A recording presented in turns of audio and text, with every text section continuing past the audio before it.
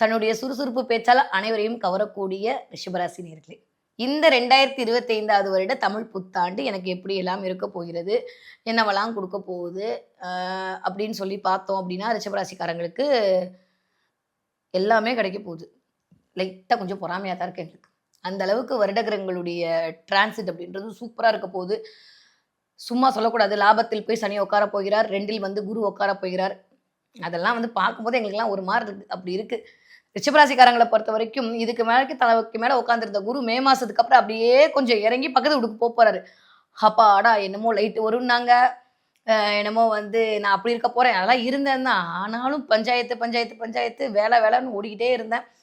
இந்த 2ஆம் இடத்துல குரு வந்து என்ன பண்ண போறாருன்னா, இதுவரைக்கும் நீங்க வேலை பார்த்தீங்களா, அதுக்கான காசு குடுக்கணும்ல. அந்த காச குடுப்பதற்கு ரெடியாக இருக்கிறார். அதுவும் கம்யூனிகேஷன் மூலமாக உங்களுக்கு காசு வருவதற்கு ரெடியா இருக்கு. உட்கார்ந்த இடத்துல இருந்து காசு வர்றதுக்கான வாய்ப்புகள்ல ரிஷபராசிக்காரங்க இனிமே என்ன பண்ண போறீங்கன்னா, எப்படி உட்கார்ந்த இடத்துல இருந்து சம்பாதிக்கிறது அப்படின்னு பிளான் பண்ண போறீங்க. இதுவரைக்கும் நீங்க போட்ட பிளான்லாம் வந்து எக்ஸிக்யூட் பண்றதுக்கான டைம் வந்துச்சோ இல்லையோ, இல்ல நீங்களே வந்து பண்ணலாமா வேணாமான்னு யோசிச்சிட்டே இருந்தீங்களோ, ரிஷபராசிக்காரங்கட்ட இருக்க ஒரு பெரிய மைனஸ் நான் அடிக்கடி சொல்லுவேன்.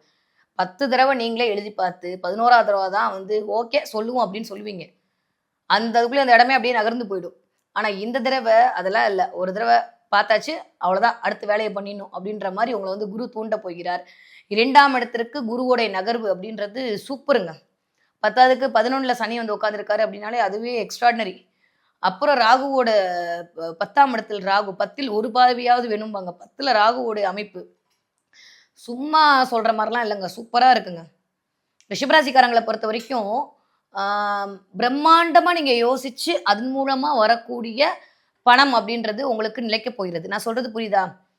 வச்சா நான் அந்த மாரி மண்டபத்துல தான் கல்யாணம் வைப்பேன் அப்படின்னா, மொய்யும் அந்த மாரி வரப்போகுதுன்னு அர்த்தம். புரிஞ்சிச்சுல்ல? ஸோ அந்த மாரி வந்து எல்லாமே பெருசா பண்ணி உங்களுடைய வியாபாரம் விருத்தியாக போகுது. இதுவரைக்கும் நீங்க வந்து ஒரு கடை போட்டிருந்தீங்கன்னா, இனிமே நீங்க 2 கடை போடப் போறீங்க.